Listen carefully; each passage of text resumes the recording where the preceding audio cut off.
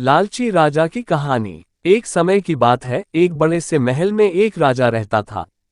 वह बहुत लालची था। उसके पास बहुत सारे पैसे होने के बावजूद वह उससे संतुष्ट नहीं था। एक दिन एक बूढ़ा आदमी राजा के महल में आता है। वह राजा को एक अनोखा हीरा दिखाता है और कहता है कि इस हीरे से तुम जो कुछ भी मांगोगे वह तुम्हें मिल जाएगा। लेकिन उसने राजा को चेतावनी दी कि हर इच्छा की एक कीमत होगी। राजा बहुत खुश हो जाता है और हीरे को अपने पास रख लेता है। वह अपनी पहली इच्छा मांगता है कि उसे ढेर सारे सोने के सिक्के मिल जाए।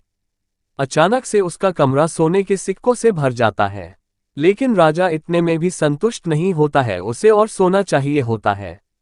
वह और इच्छा मांगता है कि उसे गहने, जमीन और खजाने चाहिए। उसे वह सब भी मिल जाता है। जैसे जैसे राजा का लालच बढ़ता जा रहा था, वैसे वैसे उसके राज्य के लोगों को भुगतना पड़ रहा था।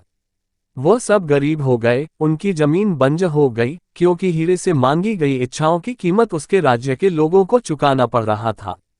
लोग गिड़गिड़ाते रहे राजा के सामने कि वह रुक जाए, लेकिन राजा ने उनकी एक न सुनी। एक रात जब राजा सो रहा था, तब उनके पिताजी सपने में आते हैं और बोलते हैं कि ये लालच उन सब चीजों को बर्बाद कर देगा जिनसे तुम प्यार करते हो।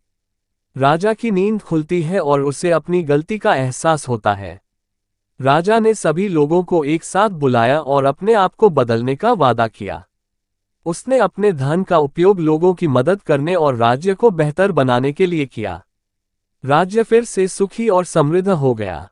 उस दिन से राजा ने सीखा कि लालची होने से केवल दुख मिलता है, लेकिन दयालु होने और दूसरों की मदद करने से सभी को खुशी मिलती है। शिक्षा: लालच दुख और विनाश ला सकता है, जबकि दया और निस्वार्थता सुख और समृद्धि लाती है।